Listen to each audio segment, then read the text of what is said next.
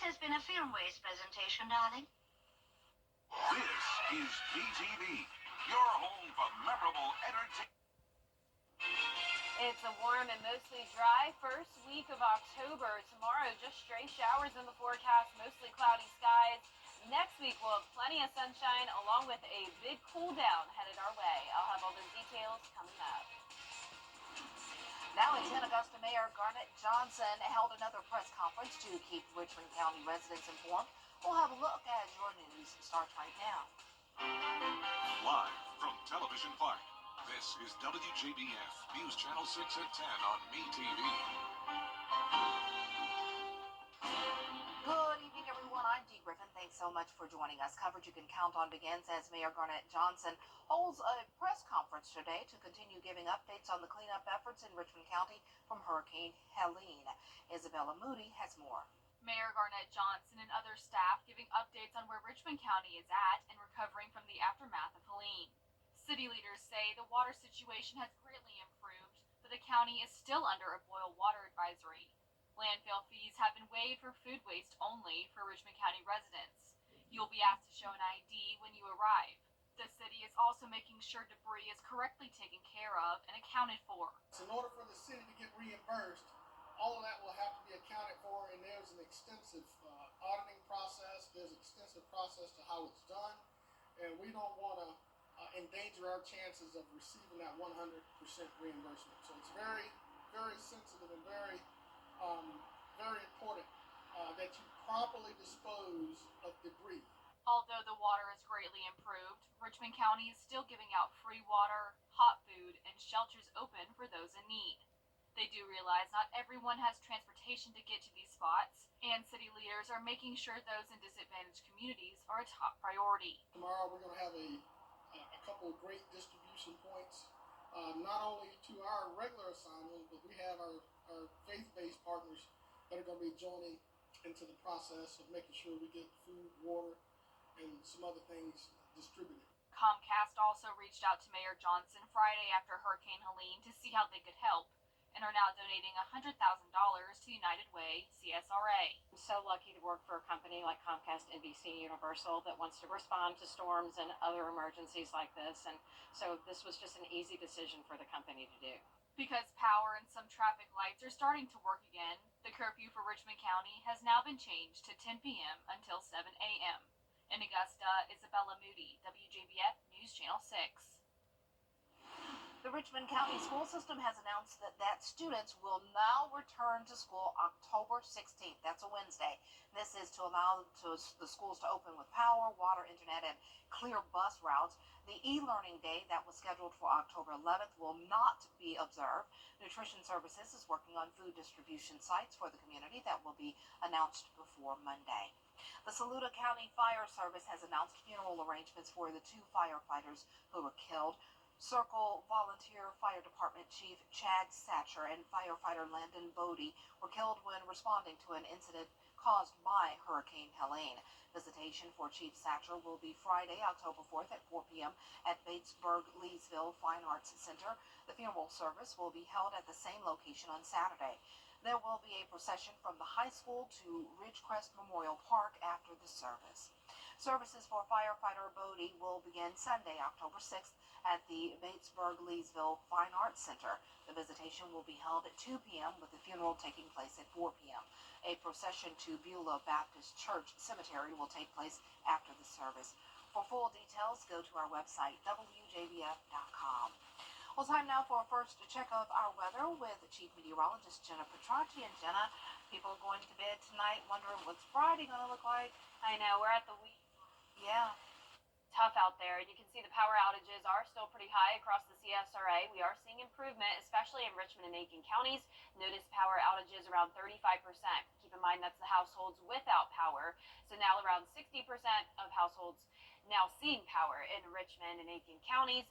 But notice in places like Jefferson, Glasscock, Warren County, still some very high outages there, and everyone in the CSRA dealing with these power outages, except for Bamberg County and Barnwell and Allendale looking good as well. So the good news for them are around the CSRA, our temperatures are in the low 70s. We're sitting at 70 up in McCormick, 72 in Crawfordville, 73 at Sandersville, 74 in Edgefield, and 73 for you down in Allendale. Our dew points are in the mid to upper 60s. A little bit muggy out there, but overall feeling nice, especially if you are still without power. Definitely recommend spending as much time outside tonight as possible. It does feel pretty nice, and you don't have any rain to worry about. Satellite and radar looking nice and quiet. As we zoom out here, you can see all of the CSRA nice and dry. Scattered showers off our coast, and more rain and storms down in the Gulf Coast. So we do have low pressure in the Caribbean and Gulf of Mexico, but for us, we are going to stay pretty dry over the next several days. Just some patchy fog to work with tomorrow morning as temperatures go down to around 63 degrees, climbing into the low 80s for Friday, a couple degrees cooler because of the mostly cloudy skies.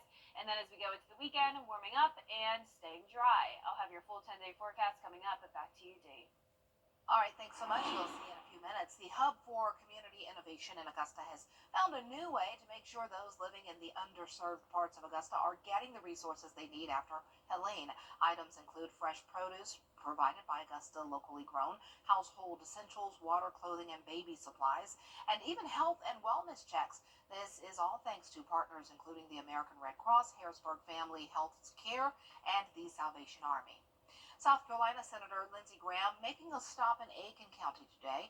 He told us that Aiken is the worst hit county he's seen in the Palmetto State. County leaders say the county has gone from 90% to fewer than 50% of homes without power. Thousands of power poles remain down. Senator Graham also talked about the dock workers walkout. I understand people trying to get more wages, but now is not the time to shut our ports down. The hospitals are going to run out of medical supplies. Food on the shelves is going to be harder to get if that port stays closed. The senator plans to call FEMA and Red Cross for more resources to come to Aiken County. After touring some of the hardest hit areas in the state, Governor Brian Kemp and state leaders talked about recovery efforts for the state. Archie Chaudhry has more. The state is working with FEMA to get more counties under the emergency declaration to be eligible for federal assistance. Right now, 41 of the 159 counties are on that list. There's still a lot of other counties out there that are expressing frustration that they haven't been added to that list yet. So he's aware of that situation on the ground, and Director Stallings and the team continues to work with FEMA in regards to that. Governor Brian Kemp says almost 2,000 National Guards are deployed, and they will continue to help distribute meals, cut trees, and clear roadways and power lines. The Georgia Department of Transportation says more than 300 state routes are blocked because of Hurricane Helene. They're working to prioritize those routes, especially those with schools and energy production. They say more than 100 traffic lights are also impacted in Georgia, and most of those are in the Augusta area. So they say if you come across a traffic light that isn't working, treat it like a four-way stop. There are thousands of signs that are either bent over, damaged, or just plain missing. We've already replaced over 2,600 signs across the state. And the signs that we replace first are the red signs, the important ones, the stop signs, the yield signs, the wrong way signs. Georgia Power says 95% of power is restored in Savannah, 65% in Augusta, and 85% in Macon and Valdosta. There are more than 3,000 trees damaged, and that's why it's taking crews extra time to repair and restore electricity. Over 1,500 transformers were damaged. They had over 3,200 trees on power lines that they're having to clear. Some of those are over swamps, and they're having to actually use helicopters to remove trees from transmission lines, which is just incredibly dangerous and incredibly talented people that are doing that work. Governor Kemp says early estimates indicate this will be one of the state's most costliest storms, with repairs at nearly $500 million. Reporting at the Georgia State Capitol, Archie Chaudhry, Atlanta Bureau Chief. Former President Donald Trump is expected to visit. And it's a warm rest of our week, and then next week we'll see much cooler temperatures. I'll have a look at those temperatures when we return. The future give you the news, and you can decide. Give News Nation a try. Go to joinnn.com to see why News Nation is news for all America. Now, your most accurate forecast with WJBF Live 5 for 6. Welcome back. I hope you're having a nice Thursday evening. Our temperatures are in the low to mid 70s, and as for satellite and radar, not much going on, just some passing clouds. Patchy fog possible tomorrow morning. Showers and storms down in the Gulf Coast impacting the Florida Panhandle into Texas, and also some more rain into Florida. Now, we are going to stay quiet when it comes to the tropics over the next several days. Hurricane Kirk will not be an issue for us. It is a major hurricane, so it's very good that it will not be an issue for us. And it will stay as a major hurricane over the next couple of days. It will then go down to a Category 1 by next Monday, but a very long lifespan on Kirk, staying in the open Atlantic. So there's Bermuda. It's even far away from them. So the very good news for us there. Now, Leslie is right behind Kirk. You can see Kirk over there, Leslie down here. It's a tropical storm. Winds are at 50 miles per hour, and it's following a very similar path to Kirk, and it will also become a major hurricane. This one is also not going to be influencing us or impacting us. This will become a major hurricane by early next week, staying in the open Atlantic. We do have one area that we have to watch, though. Chance of development has gone up to 40% here over the next week. Looks like early to next week we could have a tropical depression potentially, but it's trending down towards the south. So this will bring some rain to Florida. Could be a flooding concern for our friends down there, and this will just slide across Florida and should be staying to the south of us. Our futurecast not showing much going on over the next couple of days. A dry start to our Friday morning. We could see a few stray showers Friday night. Most of the rain down to our southwest. We have a stalled frontal boundary down here. On Saturday, completely dry day. It's going to be warm. Great for any outdoor plans. You can see that low pressure developing, though, by around Sunday morning with all of that rain and storm activity around it. So that's what we'll be watching for, that tropical development. Patchy fog tomorrow morning as we go down to around 64 degrees, mostly cloudy throughout the day on Friday. We do not need any more rain. The drought monitor did update today, and we are no longer in the first, second, or third phase of drought. So we got plenty of rain, of course, from Helene. Now we're starting out the month of October nice and dry. No chance of rain other than that stray shower chance tomorrow, and also no chance of any big time heat anytime soon. I'm going to go ahead and say our last 90-degree day was most likely September 24th. On average, it's September 26th, so it's very typical to no longer have 90-degree days in October. We are going to be sitting in the mid-80s for now, but then notice we have that drop off next week into the mid to upper 70s. In the meantime, we're right around average tonight in the low 60s, highs tomorrow around 81 to 83 degrees, and that 10-day forecast showing abundant sunshine next week. It will be absolutely beautiful. Temperatures going down to 80 on Tuesday, then we'll be seeing those upper 70s after that, and low temperatures all the way down into the low 50s. Something nice to look forward to. Yes, that's going to be a treat. Awesome. Thanks so much. Well, Helene causing the cancellation of a beloved annual event in Augusta. The Augusta Exchange Club has announced the Georgia-Carolina State Fair has been canceled. The club says the Richmond County Sheriff's Office won't have enough resources to support security at the fair this year. The fair was scheduled for October 18th through the 27th. And we will miss it this year, but it'll be back next year. We can't wait. We'll be right back. Evans, Augusta, North Augusta, or beyond. Call us anytime, day or night, 24/7, 365. At Coleman Services, you are our #1 customer. Coleman Services, your plumbing, heating, and AC pros. Welcome back, everyone. Hurricane Helene brought utter devastation across the CSRA last week, and now we're on the road to recovery, and it's a long road. Our live Viper 6 weather team is here to answer some of the questions you may have about the storm. Hi, everyone. It's Chief Meteorologist Jenna Petracci here, and I have meteorologist Miller Hyatt with me. Today, we are going to go over a quick recap of everything that happened with Hurricane Helene. So we are talking the track, the impacts, and the stats. And for more detailed information on all of that, you can visit WJBF.com. That's right. You all had a lot of great questions about the storm, and we have those answered on our website, so be sure to check that out. But let's go ahead and get right into it. So we are going to start out by talking about the track of Helene. It made landfall in Florida late Thursday night as a Category 4 hurricane, winds at 140 miles per hour sustained.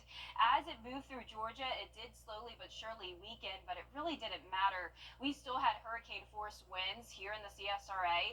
The center of the storm moved through our western counties around Sandersville.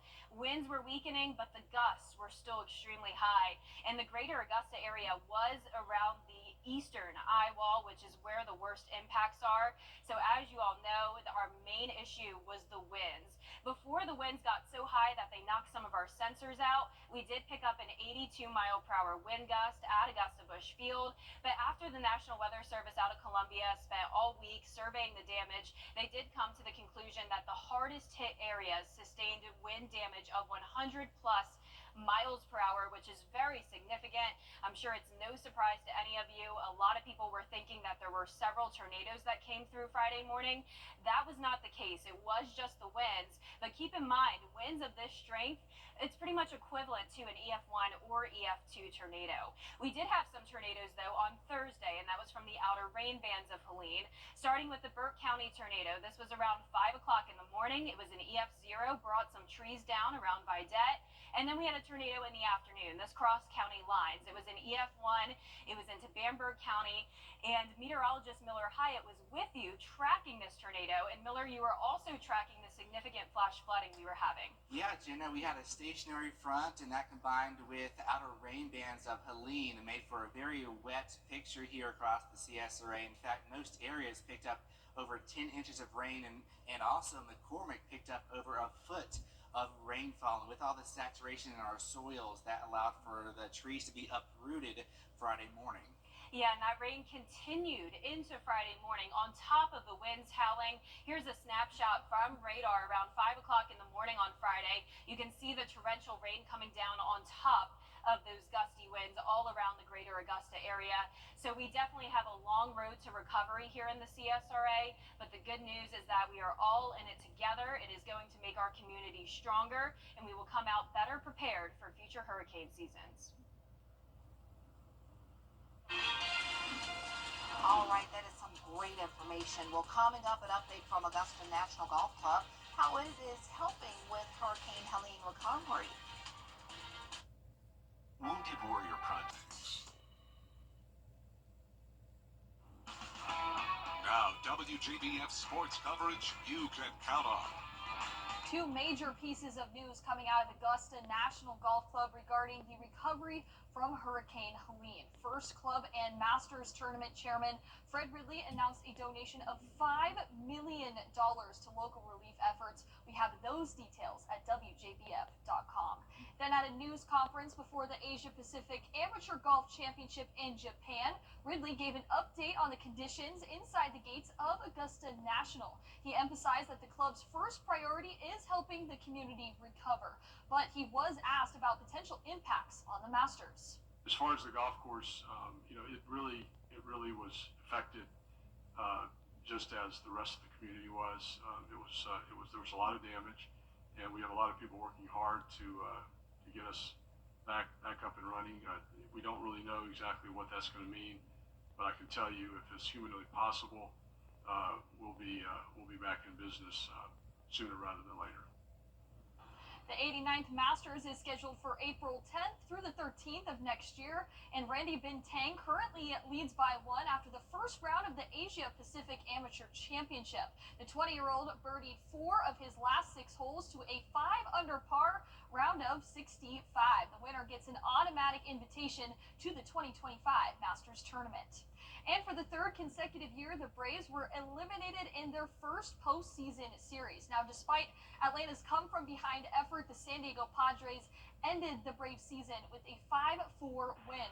Now, starting pitcher Max Fried dug himself into a hole early on, giving up 5 runs in the first 2 innings. Now, Fried produced a 6.08 ERA in his past 8 postseason starts. However, it was a deficit the Braves could not overcome, even with their 8th inning comeback. But despite all the injuries the Braves went through this season, manager Brian Snitker says he's proud of the team's efforts. Just shows you can do everything right and then not. It's part of the, why we keep coming back in this game, in this business, and that's why it's so hard to win a World Series. It's hard to get to the playoffs. It's hard to win a division. So it's just a lot of things got to go right. You got to have a lot of depth in your organization. The first day of the offseason begins for the Braves, and they will reset and try to get back to the postseason next year. And the Atlanta Falcons taking the stage on Thursday Night Football. Kirk Cousins finds Drake London over the middle. The Falcons, just like that, up 7-0. Then, second quarter, Falcons down by 3. Cousins fires into traffic, and it is Darnell Mooney with the touchdown. Now, as of the third quarter, the Bucs are leading the Falcons 24-20. That'll do it for sports. We'll be back. Play the new Lucky Coins game.